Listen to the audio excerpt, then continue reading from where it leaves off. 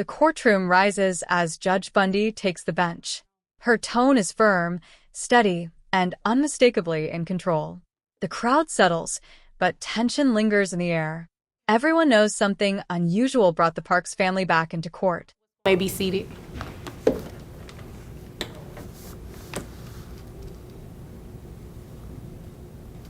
Okay, Mr. Parks. Yes, ma'am. Looks like you brought this case before the court. What's going on?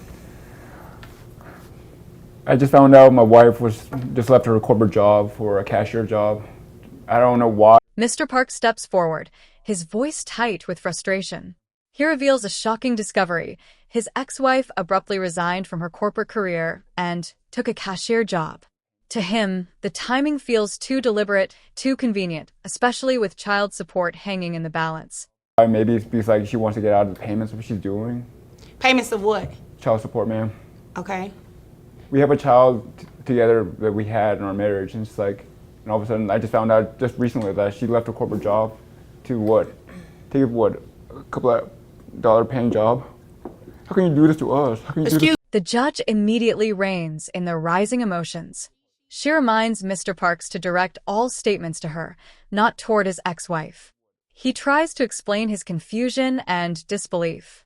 The courtroom grows quiet as he describes the impact on their 5-year-old child. Excuse me, sir. Sir, do not address her. Address me. Yes, ma'am. I do apologize. I mean, obviously she can't help your situation. Yes. That's why you're here, right? Yes, ma'am. Okay, so continue. I don't know, it's just like, when I found out, it's just like, I was just shocked. I didn't know like how else to express it, but we had a child together. How old is the child? This child is like 5 years old, ma'am. Is she paying anything in child Yes, ma'am. support? She's paying for the medical bills, and she's... Judge Bundy shifts her attention to the mother. Why stop paying? Why walk away from a well-paying job? The ex-wife delivers her answer calmly. She intentionally left her corporate position, claiming divorce stress left her unable to perform her duties. The judge's raised eyebrow says it all. Paying for the support as well. Medical support, you mean? Yes, ma'am. Okay. Ma'am? Yes, ma'am. Is there a reason why you're not paying to support this child? First of all, I left my corporate paying job, and after our divorce, I know he mentioned I'm his wife. Correction, I'm his ex-wife. Okay. Congratulations. Thank Continue.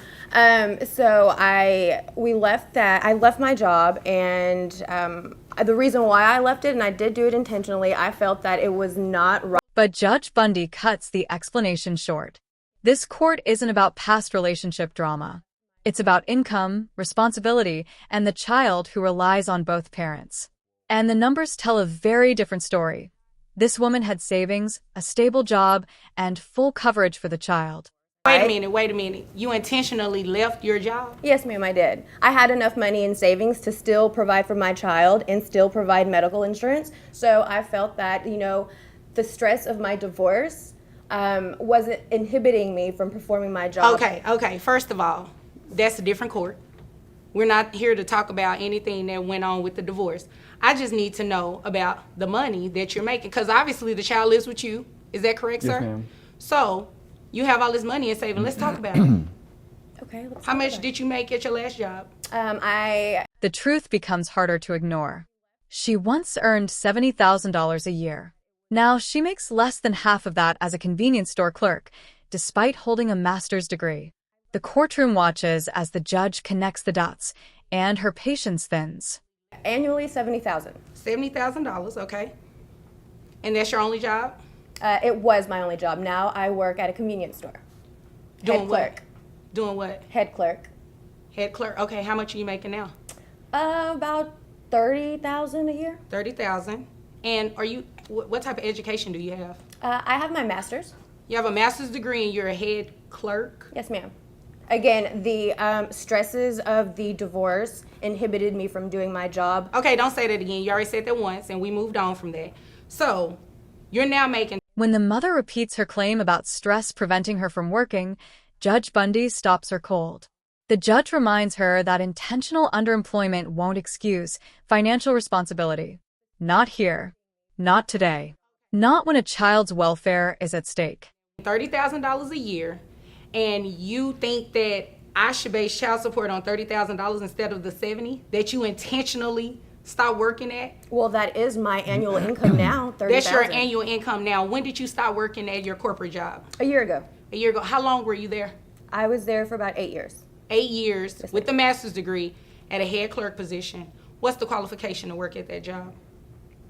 It's such as, do you High school need a diploma. degree? You just need a high school diploma. to High work school as a house diploma, clerk. Yes, and you have a master's degree. I'm not about to play with you. I'm not about to play with you. $70,000 a year. You said you covered a child on health insurance. How much is that? $300 a month. The judge presses deeper. 8 years at a corporate job, a master's degree, and now a role that requires only a high school diploma. The mother tries to defend her choices, but Judge Bundy is unmoved. Her message is clear. This career shift looks deliberate, and the court will treat it that way. $300 a month. Ma'am, I'm going to make you pay child support. You came, obviously, in this courtroom to waste my time. I have a question. How come I have to get a corporate job? How come he can't get a corporate job? He can get a job, but the child lives with him, right? Well, yes, and I think the reason why the child is even with him to begin with is because, well, this is a different court. Never mind, like you said. Okay, thank you. So, moving right along, $70,000 a month. A year, excuse me. I put your I'm gross not making $70,000 a month anymore. I'm making $30,000 a year now. You're making $30,000 a year now, but ma'am, you intentionally work at a job that pays you less. And you think that you're gonna come in this courtroom and get me to order that you pay a less amount when you're capable of making the $70,000 with a master's degree? You made that up. Ma'am, I don't know. Then comes the calculation. Using the mother's former salary, Judge Bundy determines the proper child support amount. She credits the insurance payment, adjusts the net income, and delivers the final figure, $899.60 per month.